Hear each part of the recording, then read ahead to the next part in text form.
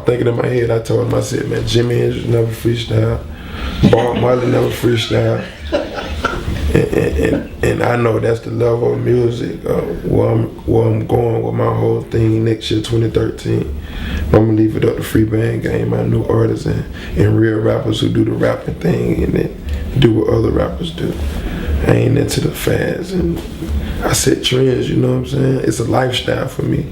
It's not, no, man, I'm finna just put on. I never was a dude with a backpack with a bunch of notebooks in my bag. If I had a backpack on my back, it had money in it or it had something illegal in it. It didn't have no books or nothing. I ain't even knocking that life, but that just never was my life. I was never a backpacker. I was a hustler from the beginning. I was born a hustler.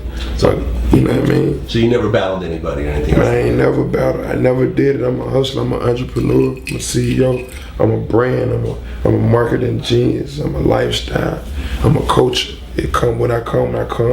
I'm coming with the world international swag, but it started organically from the bottom, the root, from the corner, running the cars, getting this money. I know how to flip a nick. I know how to flip $5 and make it into 5,000. I turned 5,000 into $500,000. Then I made that into 5 million. I know I took every step it was to do when it comes to business and make the right moves for my lifestyle and the life that I want to live.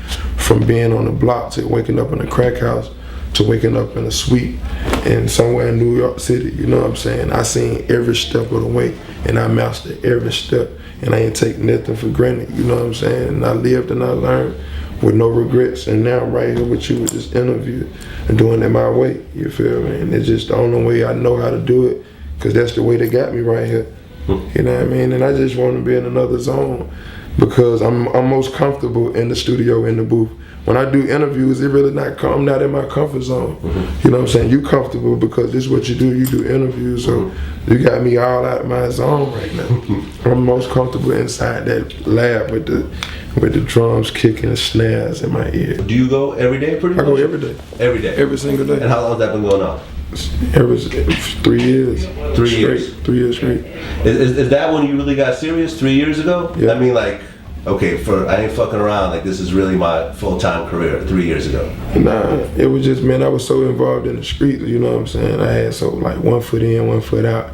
I wasn't taking it real serious because, you know, you can make some money in the streets and I know I'm not meant to go in the rap game and get 10,000 a show starting off, so it was hard for me to take the 2,500 for a show, do a free show when I was getting money, doing something else.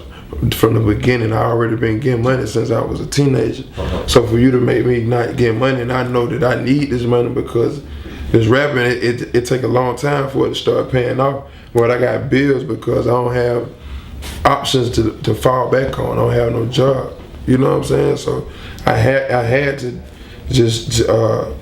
just really wash my hands and just focus in on music and just find that zone and just give everything up completely. Was there something that happened? Was there a tragedy around you saying, okay, it wasn't a tragedy, it's just, man, I lived that way for all my life. All my life I lived in the streets, you know what I'm saying? That's where I come from, that's my background.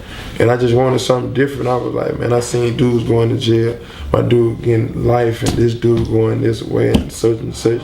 Get killed and this, and you still living life. You ain't exempt for nothing. But at the same time, I wanted to. At least today, I know I tried to do something different than what I did for all my whole life.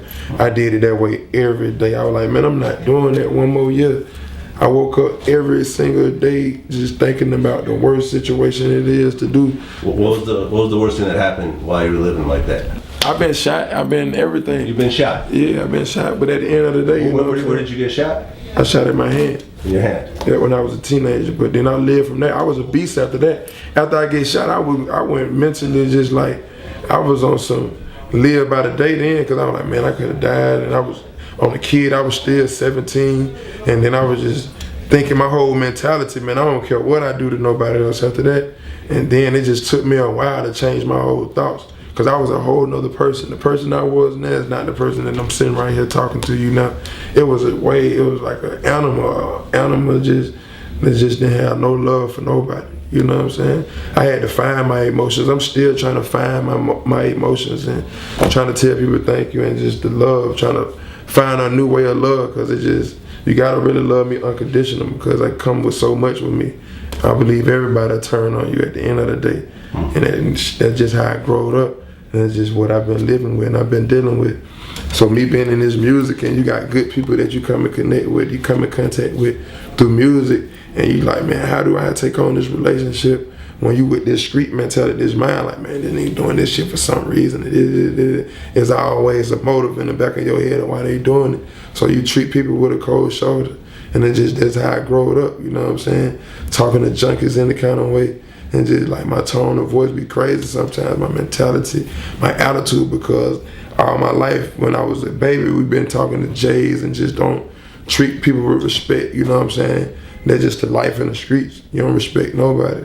You walk past an old lady, just anything, you don't have no love for nobody, you know what I mean? You don't open doors for girls where I'm from, or just do this and do that, you know what I mean? Like, eat a certain kind of way, and your mannerism is different when you come from the block and the streets and you grow up in a house where you got drug dealers that you can look right at, and they're your uncles and your uncle, and your uncle in jail, your grandma done went to jail, and the granddad a hustler.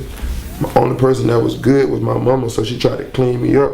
But my reality was that everything around me.